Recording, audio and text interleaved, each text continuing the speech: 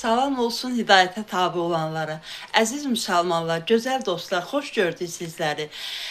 İndi hava yaman şimşək çaxdı, yəni güruldadı. Mən həmişə bu onun dalınca yağış gəlirdi, amma ki həmişə göy guruldayanda bu dəqiqə də guruldayır. Mən ölümü xatırlayıram.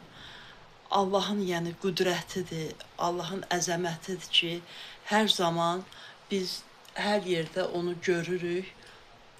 Allah mübarək eləsin bütün zikr əhlinin gözəl günlərini.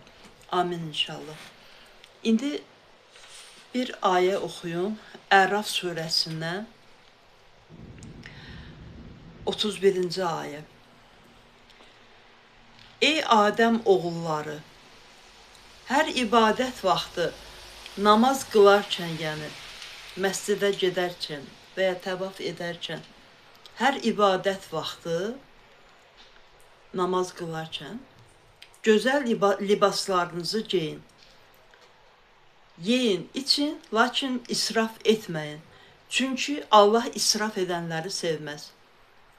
Baxın, hər ibadət vaxtı deyiləndə Mürtəzidə açıbdır, ibadət namaz qılarkən, məscidə gedərkən və yaxud təvaf edərkən. Mən bir şeyi başa düşmürəm. Gözəl libaslarınızı geyin, Allahımız buyurur. İbadət vaxtı gözəl libasları geymək. İnşallah hamıya qismət olsun. O demək deyil ki, gözəl, yəni təmiz, məncə, sonra sizcə necə? Məncə təmiz, sonra əyninə yaxşı oturanda belə geniş boluş, belə dardübələk paltarla namaz qılmaq olmur. Amma mən bir şey başa düşmürəm. Əziz müsəlmanlar, gözəl dostlar.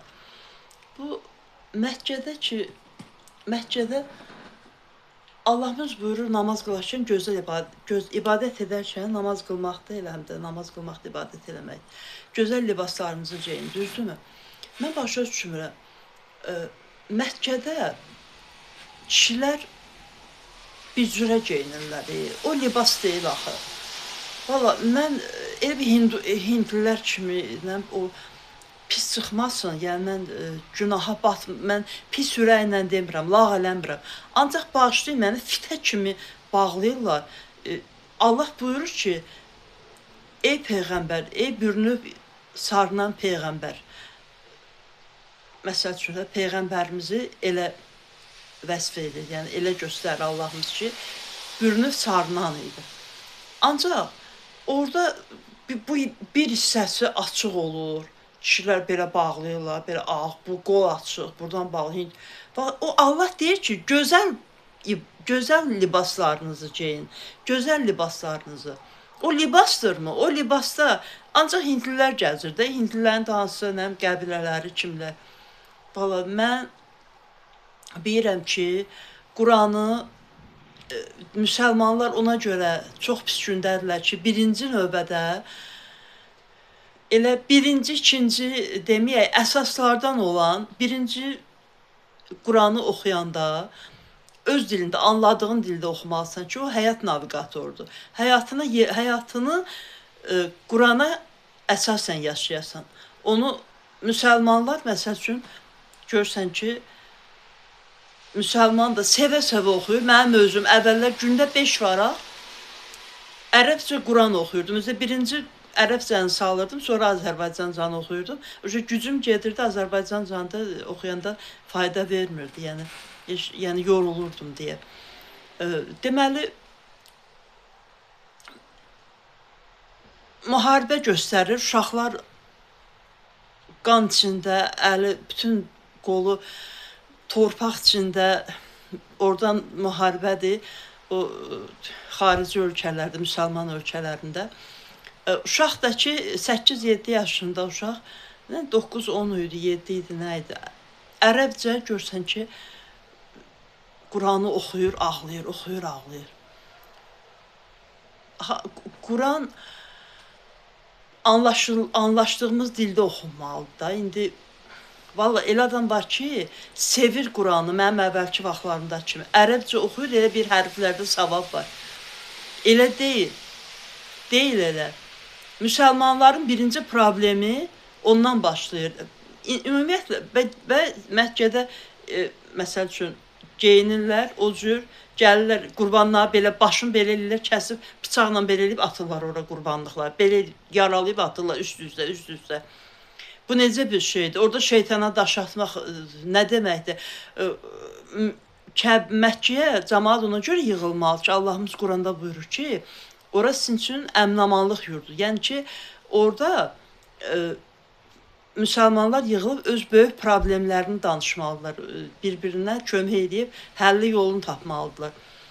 Nəysə, israf etməyək, yəni mən danışığımda ifrat daha doğrusu eləməyim. İsraf eləyənləri də Allah sevməz. Məsəl üçün də Allah bayaq o Quranda oxudum deyə o yadıma düşdü israf sözü. İfrata varmayım. Mən müsəlmanlar, mənim bacı qardaşlarım müsəlmanlardır. Baxmayaraq ki, bir qardaşım var, sonra 2 öcək bacım var, amma mənim əsl bacı qardaşlarım müsəlmanlardır. Və əqidə bir olmayanda namazın vaxtı gəldi. Söndürüm. İşa namazı. Sizə bir sözdə deyim. Muselmanlar. .com saytında orada hər gün namazın vaxtları aylıq verilib. Tərtib, yəni orada bizim gözəl yerlimiz, yəni ki, Şəkidən olan, Aydın Mülayim Türkiyədə yaşayan, o həmən saytın böyüklərindəndir, deyəsən özüdür böyüyü və orada namaz vaxtları tam dəqiqliyi ilə verilir Bakı üçün. Deməli, məsəl üçün, indi işə namazının vaxtı girdi, saat neçədir görüm, buradan görmürəm. Məsəl üçün, saat 21 neçədə vaxtı qutaracaq. Mən əvvəllər indiyə qədər bilməmişəm, elə bilmişəm ki, demək, hardasa səhərə qədər namaz qılmaq olar, gecə namazını, işə namazını. Elə bilirdim ki, işə namazının vaxtı ya səhərə qədər, ya 12-yə qədər. Əslində isə elə deyil. Bax, orada muselmanlar.com saytında orada açın, baxın, müsəlman yazsa çıxmayacaq.